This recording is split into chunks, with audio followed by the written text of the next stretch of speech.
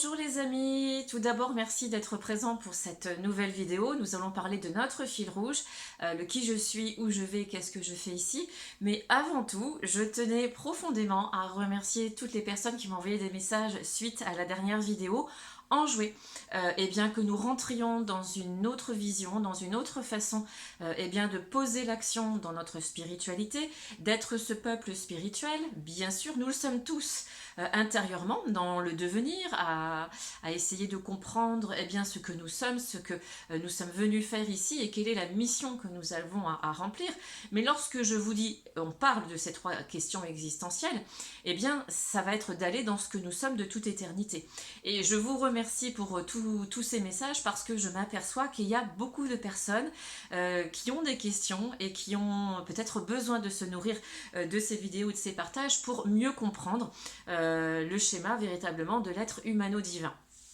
Donc, le qui je suis, où je vais, qu'est-ce que je fais ici, c'est bien sûr ce que nous vivons dans notre quotidien de vie, nous en avons le choix. C'est-à-dire que si vous choisissez de comprendre que la vie, c'est d'entrer dans la connaissance, mais notre connaissance à nous, c'est-à-dire cheminer intérieurement en nous pour aller chercher ce que nous sommes vraiment, dans notre identité d'être humano-divin. Pas uniquement de rester une personnalité avec un métier donné, une façon de vivre bien cadrée, une façon de penser bien cadrée, et bien sûr qui va faire que nous faisons un copier-coller avec tous les êtres qui nous entourent, dans notre famille, autour de nous, dans la société, voire même avec l'humanité. Voilà pourquoi nous aurons les 4 karmas aussi dans notre élévation tous ensemble.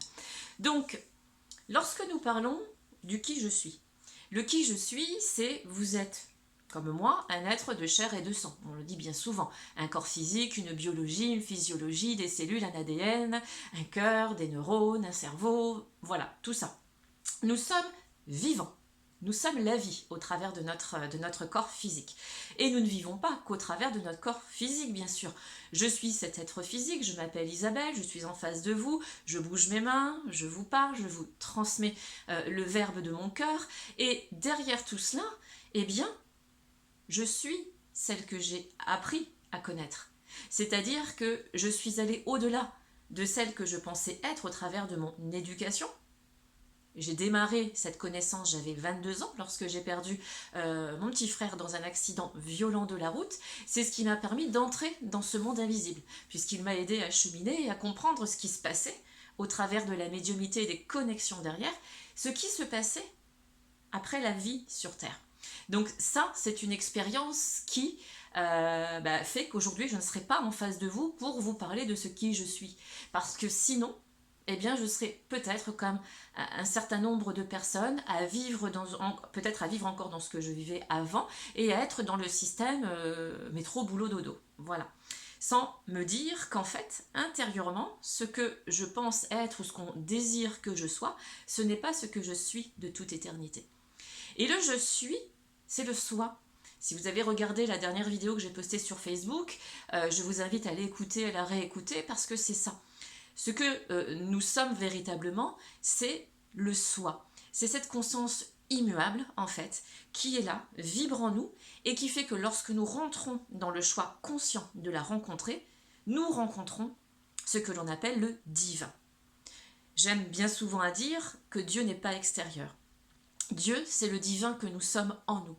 Et souvent, on dit Dieu est Christ, en rapport à Jésus-Christ, Dieu est Christ, Jésus, Christ est Dieu.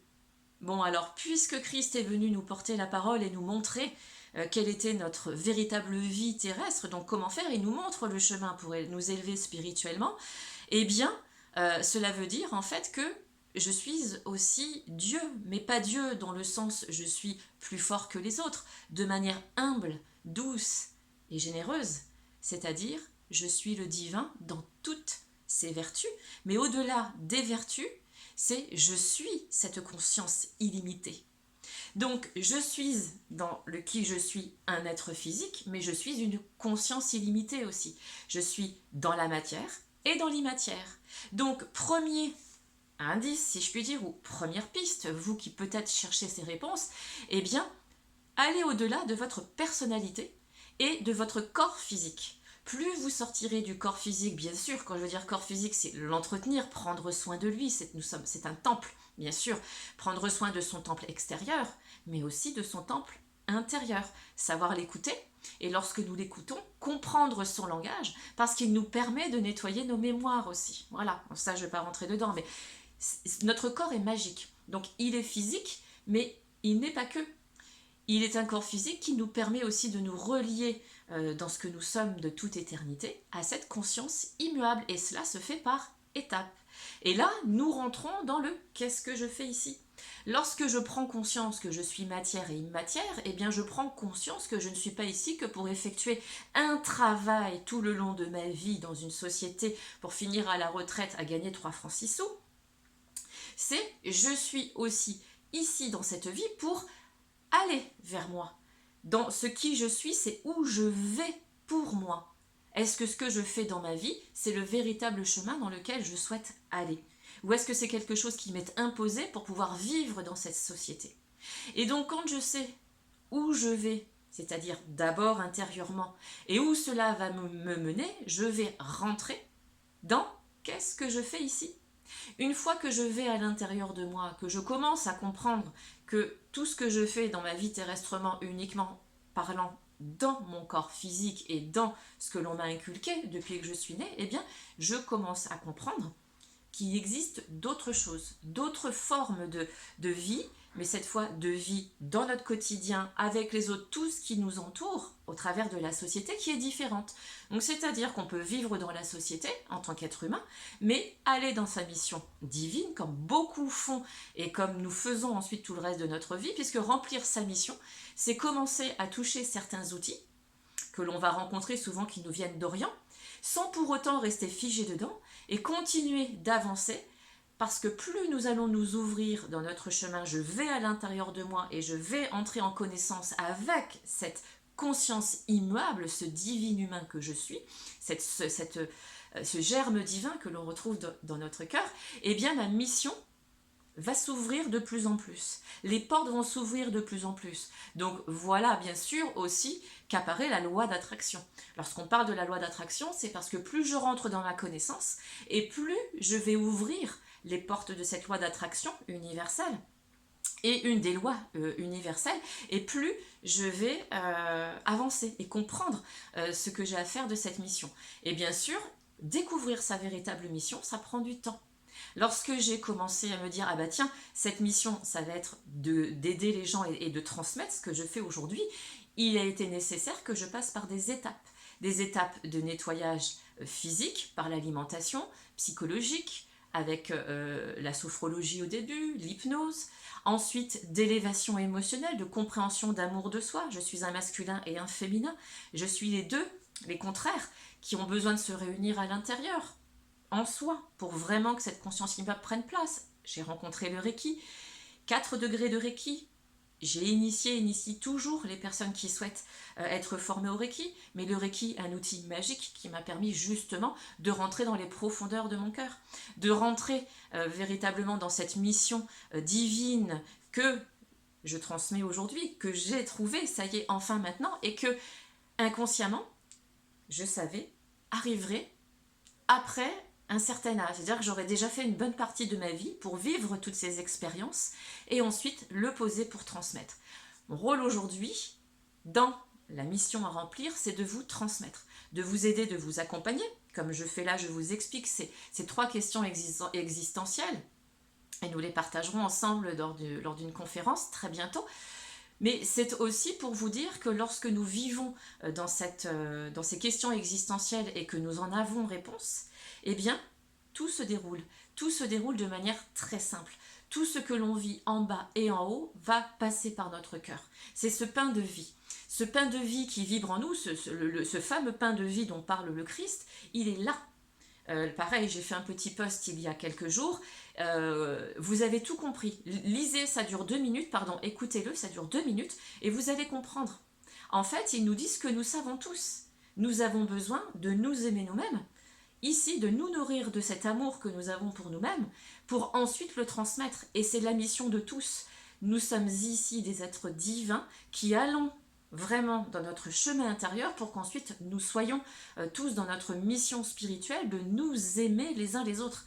Aimons-nous d'abord et ensuite les uns les autres et notre société, notre communauté divino-humaine ou humano-divine, eh bien prendra sa place. Il est hors de question aujourd'hui, alors que nous allons rentrer dans l'ère du Verseau, parce que pour l'instant, on n'est pas complètement passé dedans.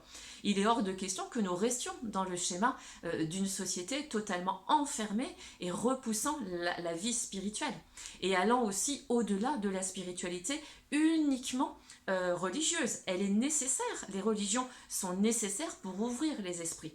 Bien sûr, mais arrivé à un moment donné, ce fut mon cas, eh bien, j'ai eu encore faim. Je n'étais point rassasiée, mais alors pas du tout. Bien sûr, d'écouter les prêches, d'écouter toute l'histoire, les psaumes religieux dans l'histoire du Christ, c'est absolument magique parce que c'est ce qui m'a permis de m'ouvrir justement à la compréhension des paraboles. Mais une fois que vous commencez à rentrer profondément dans cette compréhension, eh bien, à un moment donné, j'ai eu besoin de passer à autre chose. Et lorsque je suis passée à autre chose, eh bien, la Bible, entre guillemets, que j'ai ouverte, c'est la mienne, ici. C'est la Bible de mon cœur. J'ai commencé à ouvrir mon livre intérieur. Et en ouvrant ce livre intérieur, j'ai fait cette rencontre avec le Christ, ce que nous sommes de toute éternité, et le message qu'il lance. C'est-à-dire que nous sommes tous ce qu'il a montré dans son cheminement, dans son chemin de vie, et que nous sommes tous les jours confrontés à la tentation, et que c'est nous, dans notre choix de cœur et d'amour, c'est-à-dire de respect de soi et d'être ce que nous sommes véritablement, et bien d'incarner ce Christ pour que la spiritualité reprenne sa place.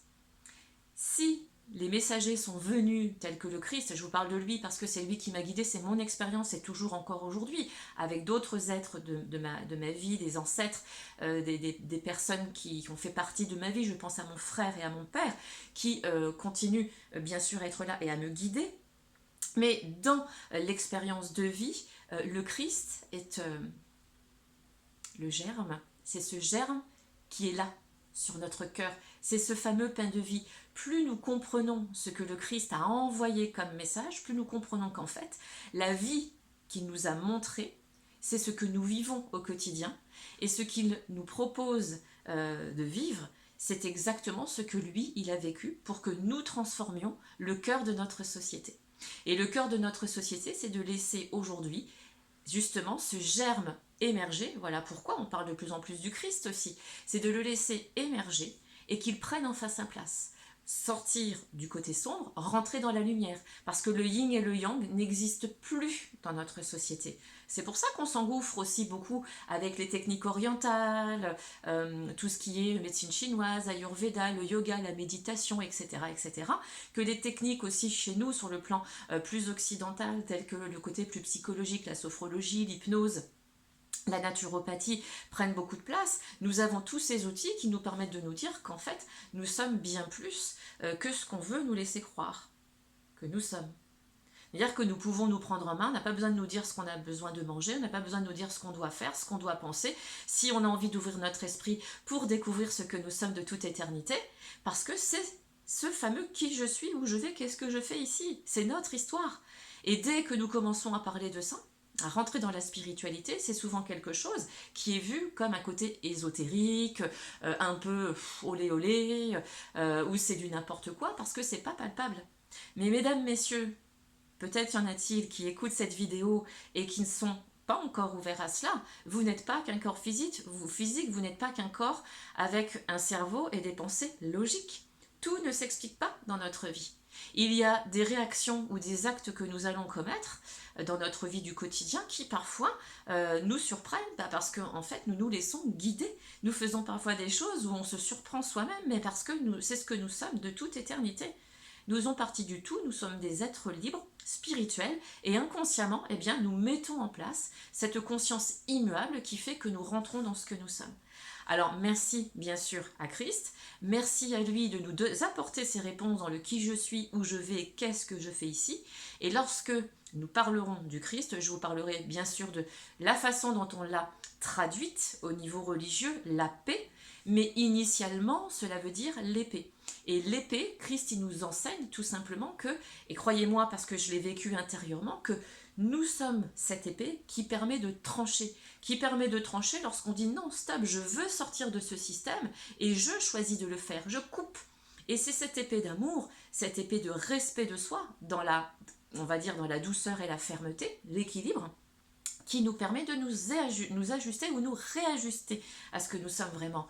Voyez-vous comme une épée qui tranche. C'est cela ce que le Christ aussi nous enseigne.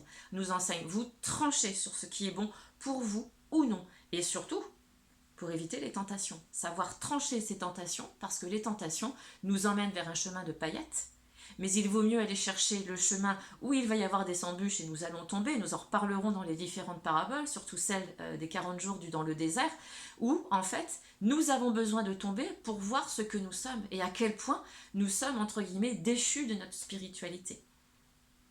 Voilà, donc le qui je suis, où je vais et quelle est ma mission nous permet de retrouver notre spiritualité et nous emmène aussi vers l'échelle de Jacob, dont je vous parlerai bien sûr aussi, qui fait que nous faisons des va-et-vient entre en haut et en bas pour comprendre ce que nous sommes de toute éternité. Les amis, je vous embrasse, je vous souhaite une très belle soirée. Si vous avez des questions, vous le savez, je vous le répète à chaque fois, vous pouvez me les poser directement en commentaire sur Facebook ou via YouTube. Je vous retrouve pour la prochaine vidéo très bientôt. Normalement, je devrais vous parler des karmas, mais bon, je vais éviter de trop programmer, c'est mieux.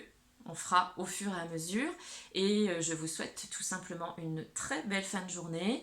Prenez soin de vous et rappelez-vous que le pain de vie, il est là. C'est l'amour. C'est le germe, le petit germe qu'il y a au bout de votre cœur qui est cette nourriture qui vous permet d'être ce que vous êtes, de rentrer dans le chemin, savoir où vous allez et devenir ce que vous êtes dans votre action, dans votre mission de vie. Je vous embrasse. À tout bientôt les amis. Bye bye.